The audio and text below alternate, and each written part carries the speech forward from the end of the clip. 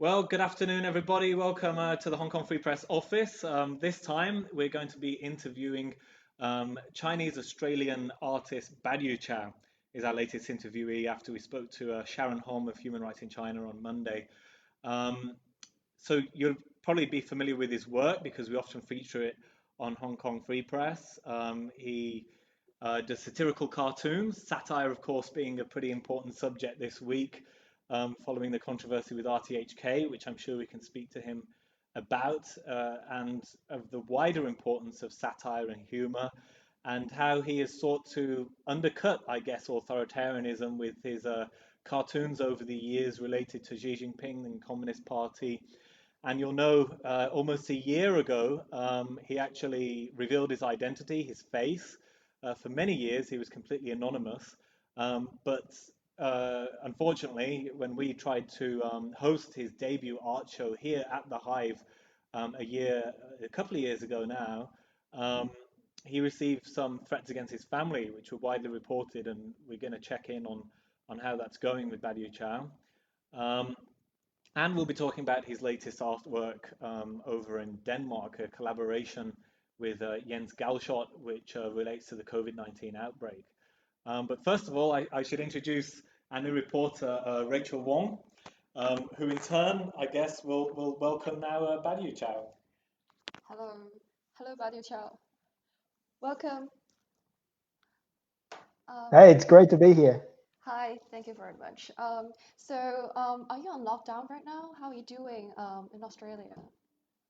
Well, Australia is gradually starting to lift the lockdown now, but I actually personally experiencing some horrifying moment that after I traveled back from Prague to Australia, I was having all the symptoms of the COVID-19, including mild fever, body pain and everything. So I thought unfortunately got it, and I ran for the test in the hospital in Australia. Fortunately, it's negative, but the doctor told me that if I just got caught on the plane a couple of days before, maybe the results will not be that accurate. So I was actually going through a 2 week self quarantine in a place where I don't have any friends or family around me. Unfortunately, I survived it, and until now, I think I'm healthy and clean. But it is indeed a bad experience for a lot of people, not just in China, but globally at the moment. Good to hear that you're kicking and alive and doing healthy under the virus. So, how are you and your family doing? I know we know that you received previously some death threats, and if you're comfortable to talk about how you Yeah. yourself are doing with it. Yeah, sure. I mean, it's definitely a great change for my life. After I reveal my face, after I don't need to put a mask on any public, occasion anymore. It's definitely very good for my beard to grow. So, otherwise I'll hide it behind a mask. But the route of reveal myself is not easy because now I compare with before. I become a more public target to the Chinese authority. Um, you know, before my Hong Kong show got cancelled, what they do is threatening my family in China. But now they are doing more direct threatening, targeting me, even I am thousands miles away from China, in Australia, in Melbourne. So I have been experiencing a lot of harassment, including cyberbullying, death threat, but also there are suspicious agents like people in Australia are following me, and strange cars parking outside the residency and everything. So I guess it's never easy road to make this choice to reveal myself. However, it's also very rewarding. I mean, because now I can show my face, uh, I certainly have more opportunity, including a conversation like this to the audience, to Hong Kong and many other occasion that makes me easier to communicate with people with my real face and real identity. It's crucial. But also, I do hope that my very gesture of reveal my face, regardless the threat from China, it could be some sort of inspiration for more people to act bravely. But I have to emphasize that I am still very much pro approach to keep anonymous online. For me, it's really there's no other choices apart from I can only choose between reveal myself or stop doing what I love, which is making art to pissing off the Chinese government. Um, but for the people who still have a choices, I would still recommend them to keep safe online and also try their best to protect themselves and their families. There's nothing. Don't feel obligated that you have to, reveal your faith and use real identity to fight. As long as you keep uh, truth, loyal to what you believe, that is fine. Is I don't think it's a shame or it's anything less if you use a mask or what. Your work has been widely circulated among protesters, especially you've been very vocal to show your support to Hong Kong's pro-democracy movement, and your work is often appears on pro-democracy London walls. So, what do you think, as an artist, is the role of arts in Hong Kong's pro-democracy movement, or maybe social movement in general? Mm. I think art played a significant role in any social movement or protest. There's a terminology actually called activism, which engage or combine art and activism. And within the Hong Kong protest, we all see the power of art that helping the protest continuing its energy and inspiration and creativity within such a long period of time. I think art, especially for political satire art and those humors or even black humors within those artwork, play the role as comforting people in a way that bringing people a sense of joy in this very sophisticated environment that people breathing in tear gas on a daily basis, that breastfeeding mom would worrying about those tear gas would influence their breast milk. Art played a role in people's mind, giving them a sense of smiling, in this very hard moment.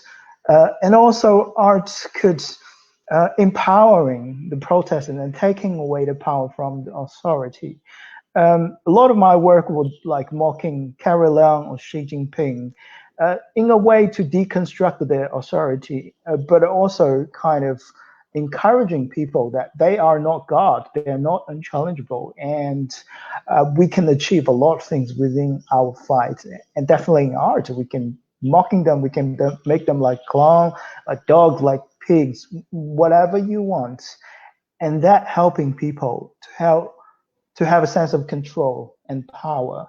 Um, and also, I think for any protest, the form of how we carry our work on the streets, how we organize protest is very important with some artistic style, because art form itself really enrich the content of protest, not just visually, but also when we are thinking about the Hong Kong way.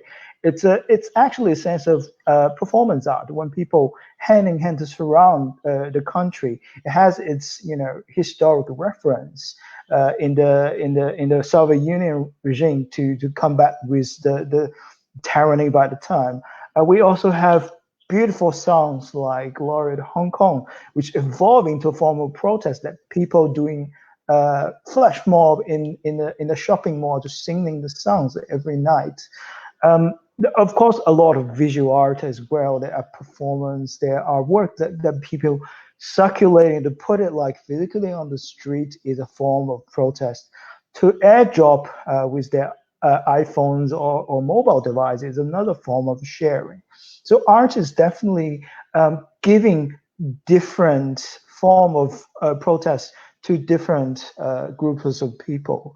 And also, I think art played a very important role as establish a positive image for the Hong Kong protest.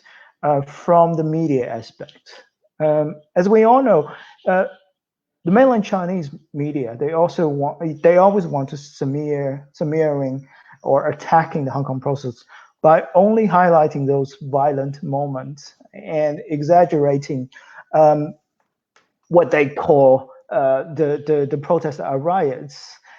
And sometimes this could be equally a problem for traditional understand as Western media as well. I actually when I'm traveling globally, I always spend some time to watch local news about how they reporting the Hong Kong protests, especially when the protests was really, in heat last year.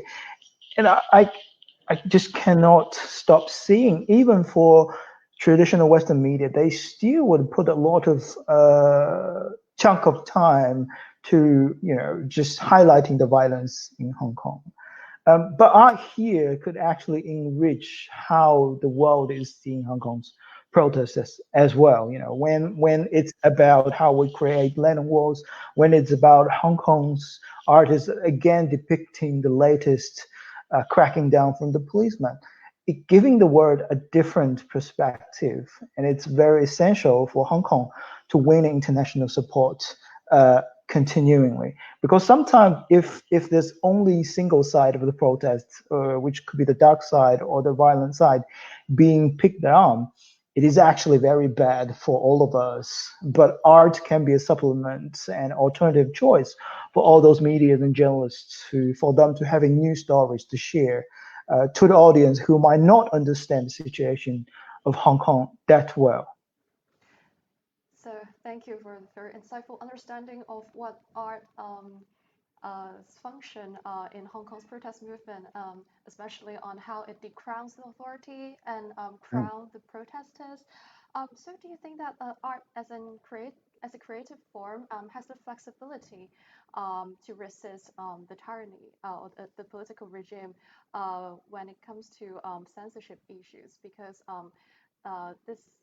this issue is especially relevant to HKFP because as a media outlet, censorship or press freedom are something that has been in question in the city lately. So compared to maybe freedom of press or freedom of publishing, do you think that art as a creative form has a way to work around censorship compared to maybe text, especially your work as cartoons and visual, that it can somewhat bypass the authorities' standards in censoring your work? Right. I think art, especially visual art, definitely have an advantage to kind of bypass the censorship or the Great Firewall, as we know, for the Chinese censorship system online. Because, well, if we take a look of how censorship works, especially in China, it's heavily based on a database that recording all the sensitive words or characters or terminologies.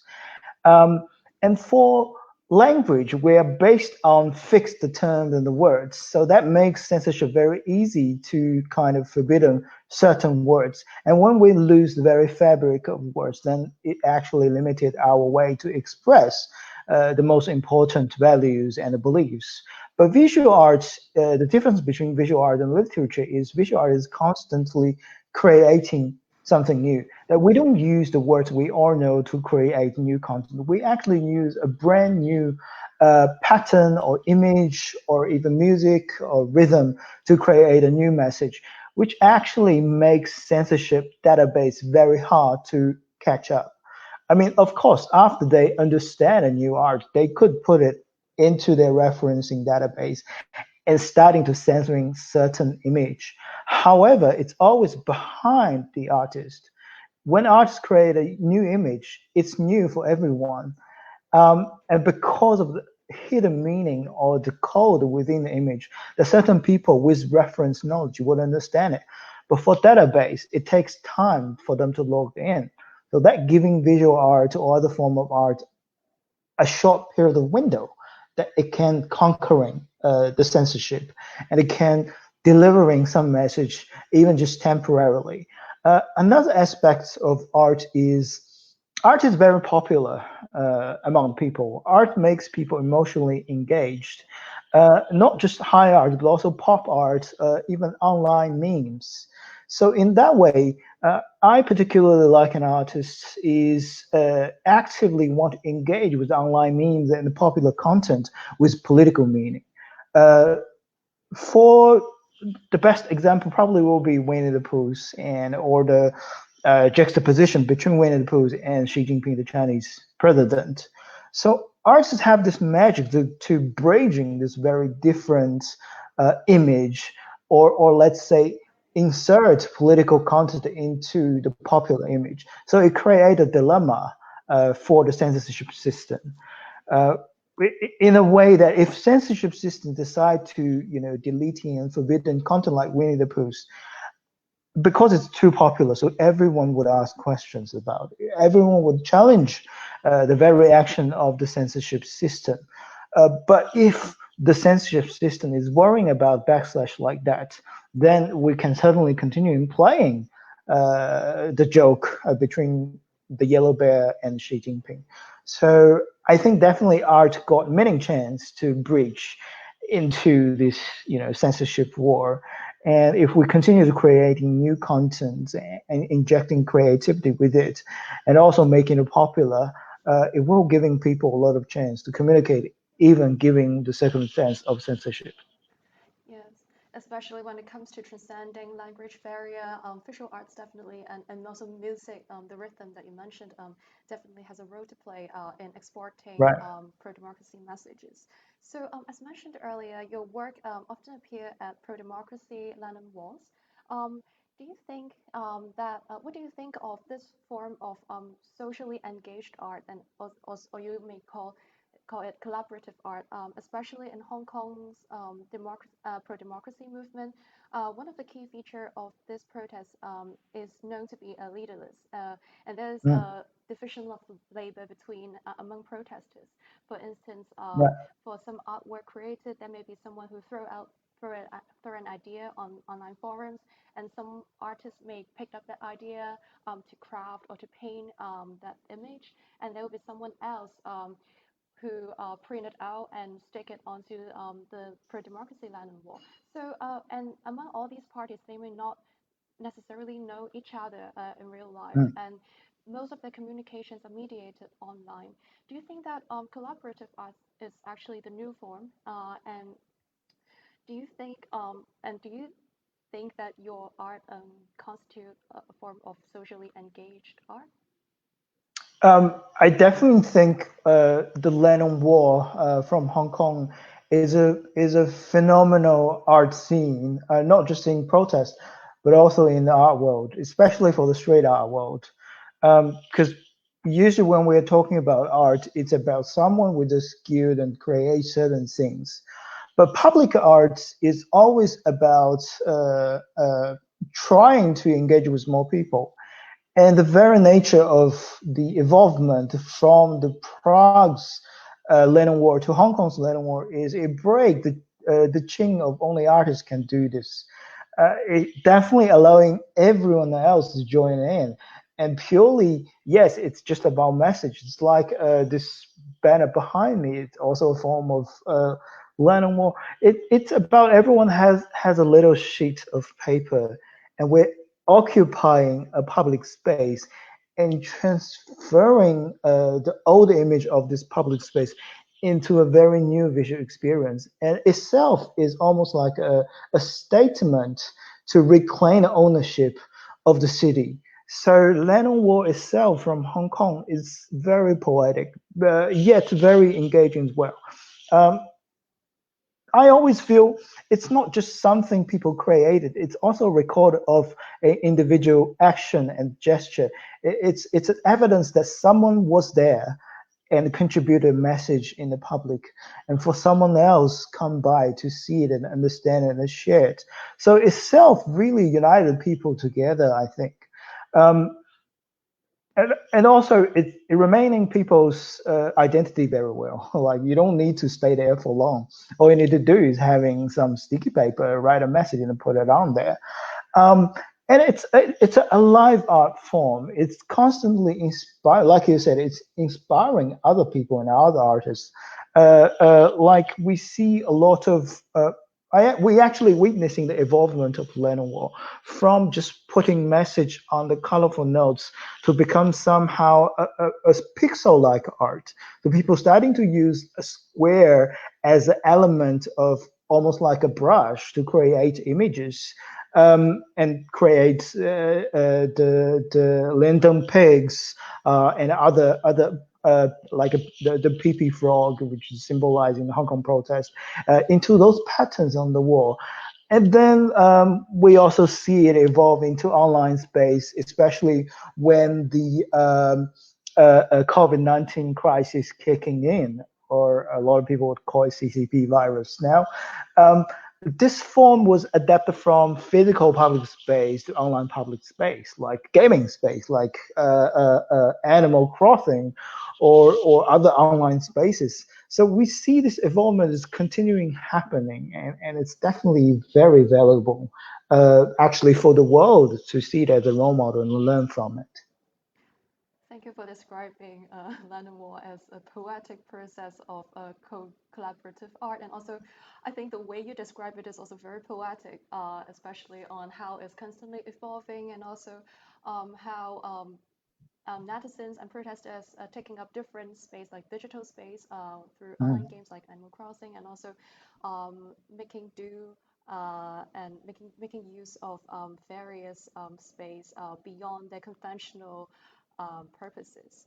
And especially for the Pepe frog that you mentioned, it was considered to be a far-right symbol in the US at first, right? But then Hong Kong has somewhat appropriated the symbol and turned it into a symbol of for the pro-democracy movement. Right. Yeah. So, what do you so when it comes to social movement and art creation, they're often intertwined with each other. And as early as 6 years ago, during the Umbrella movement, we see the installation art such as the Umbrella Man statue, and also the umbrella canopy at Harcourt Road. And when it comes to current democracy movement, there's also the Lady Liberty statue, and Right. also various graffiti. There's an artist who lined up tear gas canisters found on the streets, fired by the police officers, and lined them up to make an installation art. So, so do you think that social movement somewhat stimulate the creative juice of artists, or it appears to me that there are more arts in production compared to when it's peaceful in the city? What do you think of that? I think you're definitely right on the spot. It's actually for artists, for a lot of people, it could be a very bad time. But speaking selfishly, for artists, it could be a very exciting time as well. Because art is something really requiring on that it touches you deeply, that you have to have a strong emotion towards something that makes you want to express it so much.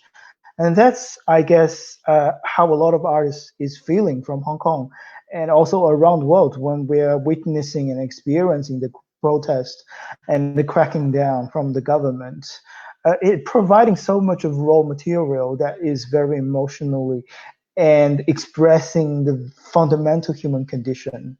And we see those kind of waves actually throwing through the history of art so much that, for example, Francis Goa and his painting about execution in 1808 is one of the best examples. It's showing how war and terror is constantly actually inspiring artists, giving us a chance to touch the very fragile part of our hearts. And also after, like, another example would be after the World War First, how German art is using the expressionism to reflecting the pain and the trauma from the wartime. And this is the same time that is happening in Hong Kong now, that it giving so much material and emotional requiring for the artists, that we just feel like we have to record the history and reflecting the history and somehow promoting or modifying the history with our pen, brush, or hands or creativity as well. I think like for me, artists is very much about people who have a message to say and they want to use whether a visual, a language, or other media. Um, and this is a moment that everyone need to, you know, actually cry out their demands and his understanding of the society. And artists definitely shall be in the front line of helping people to express themselves, because we're supposed to be the most sensitive well elements in the society. We somehow actually should foresee the change or the threat from the society and using our art to tell for the people. And that's really our job to say. Yes, especially when when everyone seems to be there's a rather low threshold to participate in arts in times of social unrest, as mentioned earlier. It seems like we no longer depend on canons to speak, or the protesters no longer depend on canons to speak for them, and there is no Mm. more division between high arts or popular arts. It seems like popular arts and participatory arts is the norm, and it's the mainstream and what people really need at times of this social movement. So compared to the artwork just mentioned before, um, those installations like the Lady Liberty statue or Mm. the tear gas canisters lined up, your work usually illustrations circulated virtually on social media platforms such as Instagram, Facebook, and Twitter. And yeah, I thank you very much for allowing HKFP to share your work on our platforms as well. Yeah. Um, so those compared to other artwork mentioned that exist in physical space and usually time space specific, for instance, graffiti, they may be painted over the next day. Mm. And there's an artist whom HKFB also interviewed earlier. He is an artist who framed those traces of graffiti painted over by the government with plastic Right. tapes. So these are very physical, time-space specific art, and usually very temporary. And Mm. or when it comes to graffiti, usually is protesters do it during demos, and protesters around him will open the umbrella and allow them to spray paint Right. with a spray can. So what do you think are the strengths and weaknesses of these two types of arts, aka yours as Mhm. illustrations circulated online versus those art that Yeah. exist physically, time, space, specific, temporary kind of arts? And Right. would you consider other art forms in the future in your Um, creative career? Sure. I think, well, the physical form and the virtual form or the digital form are not entirely separate from each other. It's actually quite tend to engage with each other in a way. For example, when I post my cartoon online, but there are also people will be able to, you know, have access to it and download it and then make it a poster and put it in the Lennon Wall or actually hold it in the protest, then there is an interaction between the virtual space and the physical space already. I think it's constantly inspiring in these two spaces, and they always tend to merge into one as well. For me, I think it's definitely very important to have action. Uh, Not just a voice or some kind of message online, but also put it in the physical space. It's a record of courage. It's a record of a physical trace that people can actually sense and feel it. So it is definitely great to see artists in Hong Kong to do the Statue of Liberty, or like you said, framing the erase the graffiti on the wall. That then it actually highlighted the history and keep whatever was happened along the life. But remember how we see it is not just that we see it physically on the site. We also see it from videos, photos, has been reposted on social media platforms like Twitter and Instagram. In this way, physical a work in physical art is also echoing the digital space, which could be inspiration for future creation or appropriation from other artists to rework on those very important materials. And also, like, we artists and gallery is the space that we will look after. And in the future, there's always a chance for digital art in digital space to be re-entering the physical space. I think one of my temptation of break the virtual space, it would be the Lennon War flag that I designed, and I'm very happy and proud to see that actually people from Hong Kong, protesters from Hong Kong, students from Hong Kong are printing it out and using it. So I definitely want to, I don't just want to stay in one space. I do want to expand my practice in different venues and scenario. Yeah. Yeah, thank you. And yeah, you're right. In how, thanks to technology advancement, there have been videotapes of even artwork and or installation arts that exist in physical space, and also why people some are suggesting that it's important to archive arts, not Right. just to create art, to keep a record of history.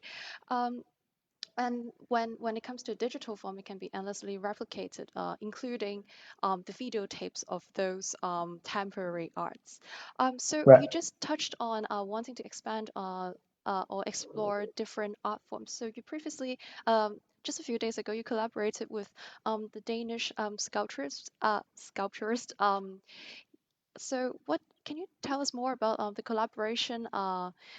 And was it fun? And what do you find how do you find it, is it Mm. exciting, or would it do you continue to collaborate with more artists overseas in the future?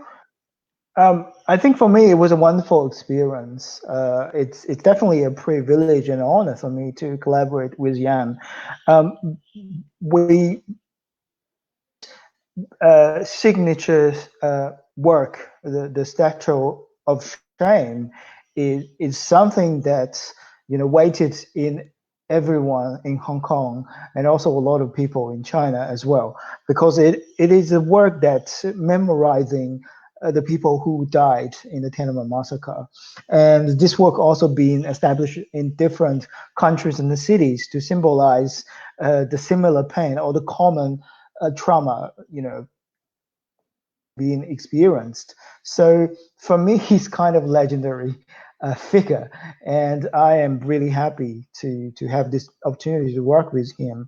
Uh, However, the theme of the work is not that uh, delightful. It's actually triggered by the recent arrest of those 15 very famous democracy activists and lawmakers uh, in Hong Kong. And this campaign of wrapping the base of the pillar of the shame is actually a special operation to advocating for those people who got arrested and persecuted.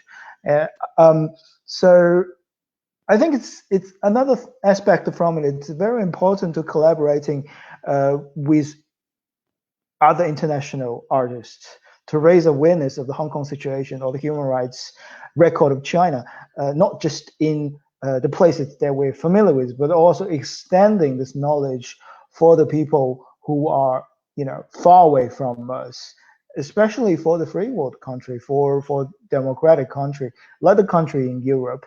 Um, well, it's marvelous for actually there are MPs in Denmark and famous artists to look into the Hong Kong situation. But I have to say that it's not enough.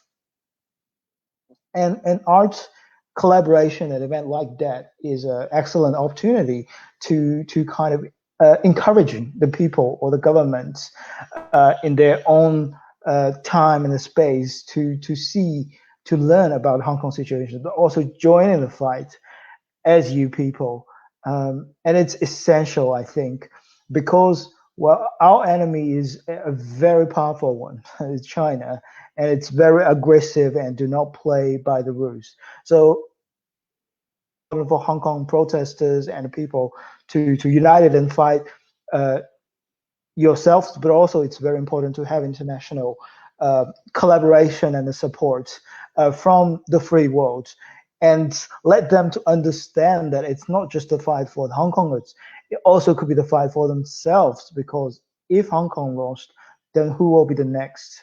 The world should see it very clearly. Hong Kong is fighting for all of us. Hong Kong is the front line of democracy and freedom, and everyone actually have the responsibility and the duty to join in helping Hong Kong.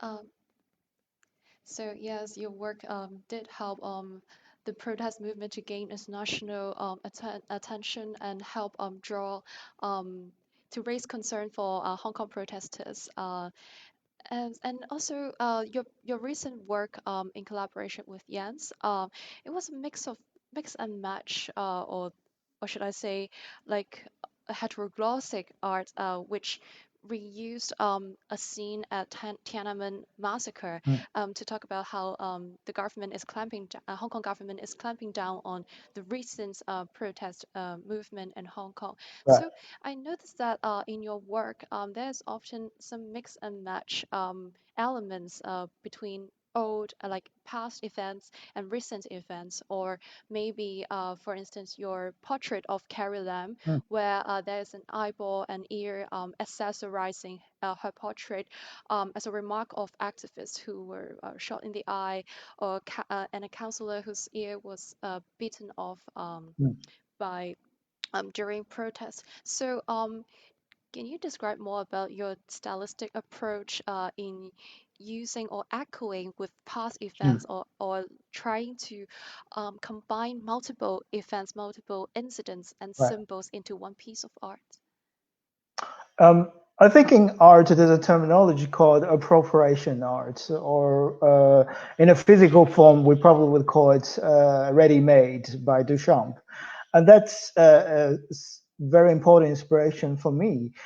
Whether I choose to use a historic image like the Tank Man, or whether I want to draw inspiration from the real incident, like when the journalists, actually so many people got shot in the eye by the Hong Kong police, or if I want to use like one of the identical artwork from Banksy and create the image of the protest with the flower into a protest with Hong Kong character with the egg in the hands.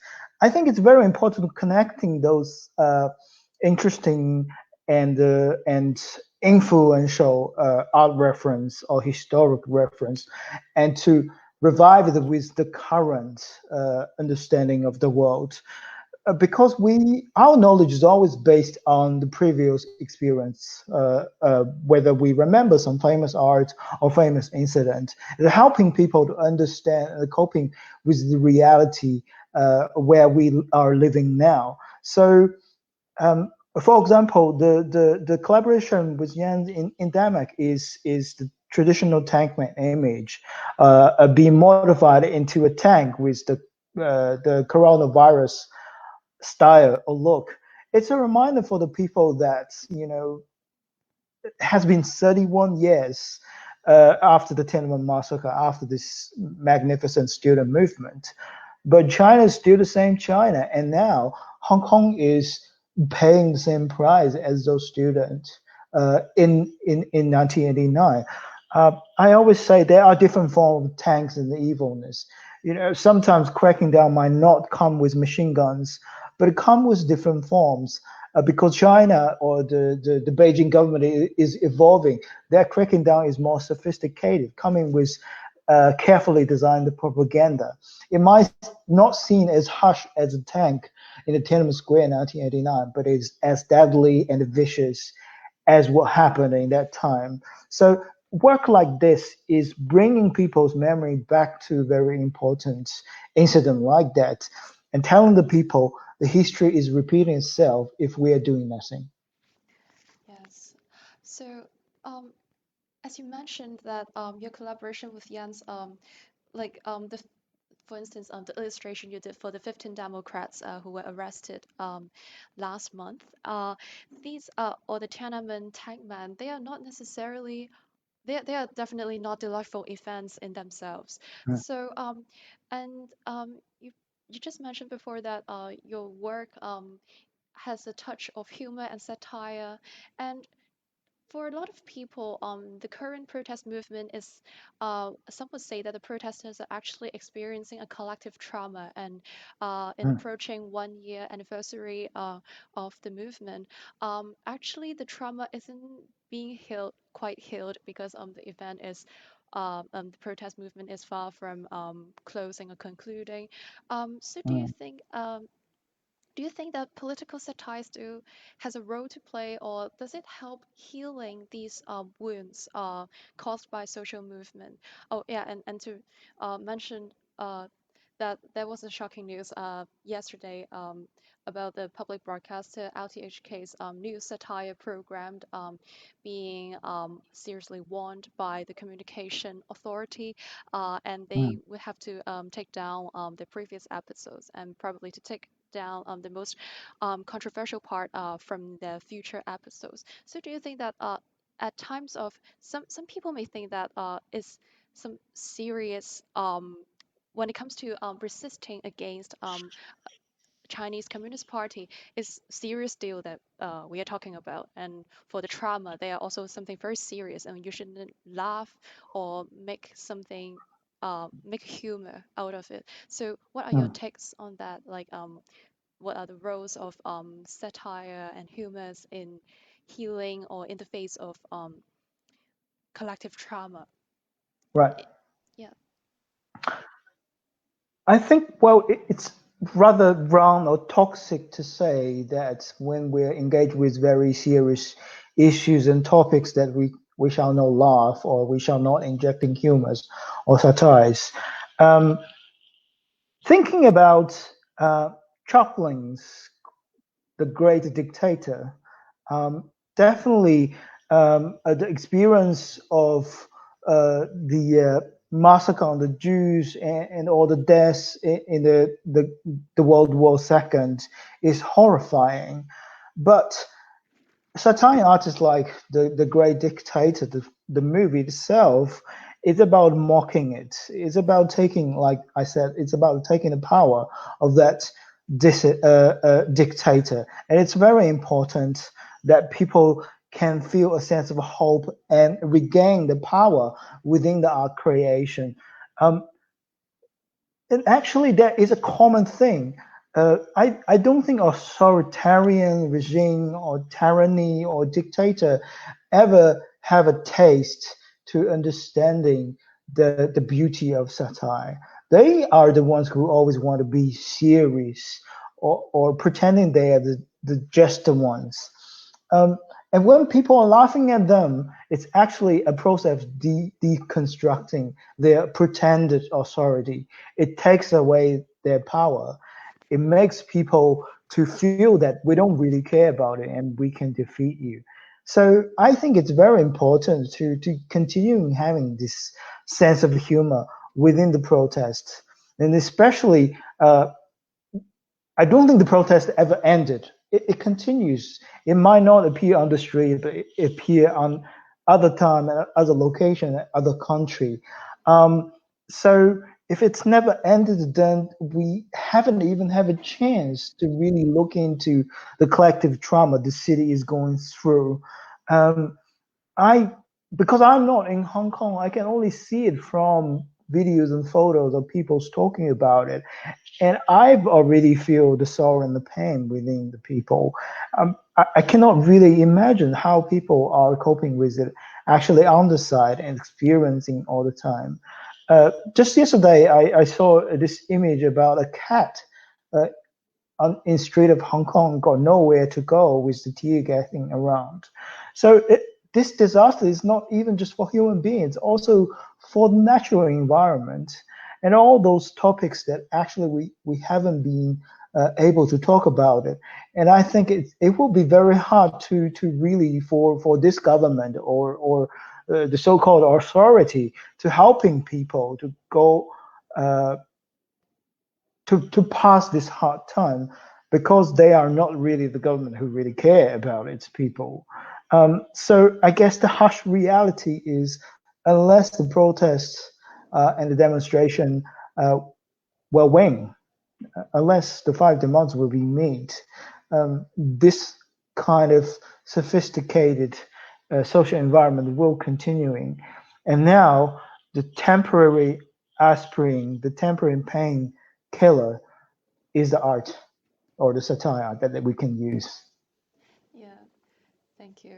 I agree. Actually, I agree that humors and satires are probably the more powerful weapon compared to mourning over it. I'm not saying that, of course, we should respect mourning sentiments coming from the people, but yeah, as you said, humors and satires are um, very, when it comes to healing wounds, the trauma, it can be very therapeutic.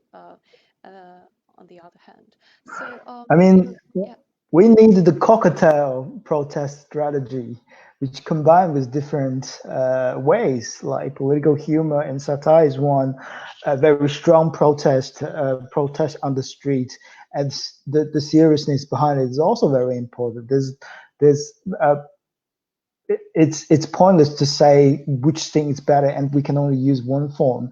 All form has its own role. yeah, of course. So when during the global pandemic of COVID, I think to add on to the trauma that Hong Kong protesters are already experiencing, the sense of isolation is also shared by many across the world. So, what do you think of?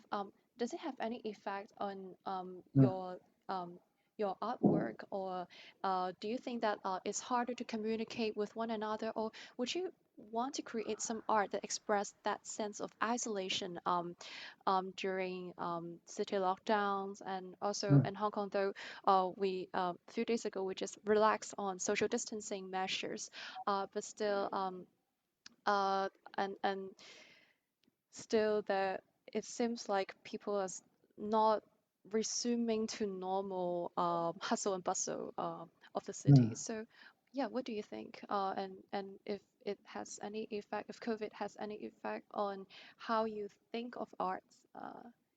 Yeah. Um, I think this virus really influencing the basic living of artists or performers or even journalists. For us, that's when the city is locked down, there's no way that we can have any public event. And actually, art is depending on the public event, like exhibition or art affair, or performance in the theater or cinema. But now everything is cancelled and everything is being not allowed because the public health measurement, and it's definitely a very hard time for artists, not just in Australia but also for artists around the world. So I, if I may, I would actually calling for public to supporting our artists at this very hard moment, because COVID-19 really influenced us harshly. Um, for this new form of reality, I think COVID-19 really knocking down the process of globalization. Now, it's not countries and countries no longer have the freedom to travel to each other, and family to family are even locked in the city. And we definitely have a sense of loneliness more than ever. And our relying on internet and actually entertain content is much strong than any other time as well. So it's definitely a bad time for artists, but also it create a potential window for artists to create content which is more easier to be spreading and share in a way that do not require physical presence. So there are opportunity for artists for sure as well. As Hong Kong is approaching the 1 year anniversary of the protest movement, you're also approaching the 1 year anniversary of revealing your face last year on Right. June 4th, and last year was the 30th anniversary of the Tiananmen massacre that happened in 1989, and it seems like due to this still in effect social distancing measure and the ban on group gathering of more than 8 people in the city, June 4th candlelight vigil will not happen, probably will not happen in Victoria Park. So yeah, what are your feelings about the ban on this tradition of this ritual of the June 4th candlelight vigil, and also what are your feelings of revealing your face after a year? And will you Um, be, and do you have any plans or artwork that you're creating to, yeah, as we approach June 4th this year? right. I think it's really you know, a significant month that we are going into for next month. So many anniversaries is coming, and so many unanswered questions has been made for decades. Um, it's definitely a shame that for this year in Victoria Park we cannot do the visual memorial night. But I think a candle is a candle. It doesn't matter where you light it, as long as you have the sense of um, paying tribute to those people who died for the protest.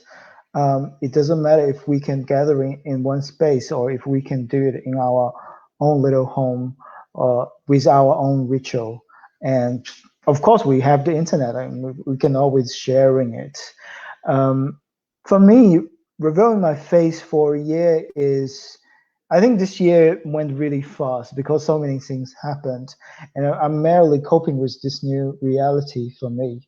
Uh, After I reveal the face, I get a lot of chance to traveling around the world, meeting the people that I don't have the opportunity to meet when I have the security, a different kind of security concern, and it's very rewarding experience. And the second half of the year, it become because of COVID-19, it became my own time a lot.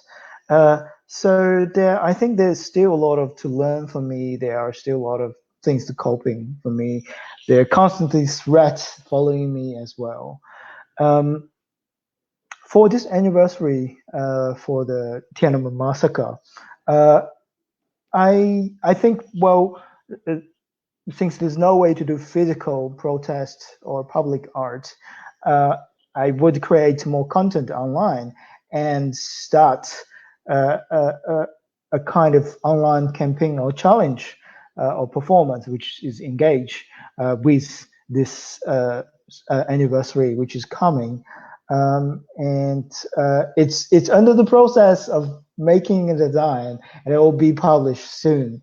And I do hope that introducing this new activity or challenge to the Hong Kong citizens and protesters, and hoping that a lot of people would join us.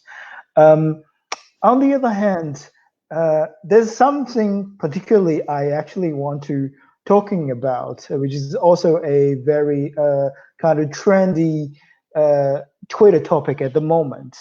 Um, Recently, there's a hashtag called ACAC is getting popular on Twitter, which is initial for a Twitter account which self-claimed as a catalog of artists from China. So it's originated because there are a group of very young illustrators and artists decide to move their artwork or catalogs from Weibo, the Chinese social media, to Twitter to avoiding certain censorship. Not necessary for political confronting content, but more broadly, because in China, censorship is really censoring everything. Even LGBTQ content will be seen as harmful and not be allowed. So for those artists, they are seeing a sense of freedom on Twitter. However, there is a unfortunate incident happened because there are other Hong Kong artists who also want to use the same hashtag and as actually want to sharing their some political art within that platform called ACAC, and the ACAC did a very disgraceful or unfortunate decision to forbidden the Hong Kong artists join them. Because simply they don't want to get into trouble. It's kind of contradicted to their original purpose to seeking freedom on Twitter. However, the very rejection of Hong Kong artists is I think it's very problematic. But there are always two sides of the story. For me, I do condemn this rejection, but I also see the challenge of difficulty for those young artists who are freshly on Twitter. Come back to my own experience. A lot of the ACAC artists are actually using their own identity. They've already been used inside of China, and they're sharing old works. So in another way, they are on Twitter with their real identity. And if they openly supporting, like the image of protest from Hong Kong, it's really a kind of suicide mission if they are in China. And I think it's understandable why they are so afraid of it, because we do witness how China is not valuing the human rights, how China would cracking down any sympathizer of the Hong Kong protesters. But I still think that maybe in the long term they will find a way to find their real purpose on Twitter and starting to learn from the Hong Kong artists and really enjoy the freedom of speech on Twitter. So recently I established a new account called Free Artists of China, and it created this new hashtag called FAC. In a way to encourage those Chinese artists to actually having maybe register a second account which they can hide their identity properly, and then they can submitting their works about freedom of speech or about political confrontation with this new platform. And the inspiring thing is I've already receiving several kind of recommendation from the Chinese artists, but of course they have to do it anonymously because they are worrying about the retaliation if they're sharing any protest art with their real name. And one of the reasons campaign that I started from FAC, the Free Artists of China, is to encouraging artists around the world, including artists in mainland China, to creating new art about the 31st of the anniversary of Tiananmen Massacre. And there are already several very clever work from submission of the artists from China. So this is something that I also want to shout to the Hong Kong artists, and I hope that there will be more artists join me to create new content for this anniversary for the Tiananmen Massacre. Yeah, I'm looking forward to see like more artists to join you in this online Twitter challenge, and also it would be very powerful to gather artists in collectively as a collective power. When you mentioned that, especially during COVID, they may feel isolated, or even in the face of resistance. Actually, individual artists sometimes cannot survive Yeah, like a lot of pressure, political wise, or even like just financially speaking. So yeah, exactly. yes, I wish you success and wish that yeah, more artists will be joining you. So is there any final message that you want to deliver to Hong Kong protesters or the movement as it's beginning to return this summer? I think the protesters from Hong Kong are the most brave and interesting people in the world. You've been a role model for all of us to learn from you, to seeing how people in different corner of the world should valuing our rights. And I wish that your campaign will success eventually. And I will use all my talent and art and a connection to continue in supporting Hong Kongers fight. And like my T-shirt here, we stand as one. And I hope that I will be one of you as well. Thank you very much, Badiucao, for accepting our invitation to do this Facebook Live interview today. And I hope that, yeah, thank you for leaving a very hopeful remark towards the end. So hope to speak to you soon. Yeah, cheers. Great, Thank thanks. you. Bye. Thank you for Bye. watching. No worries.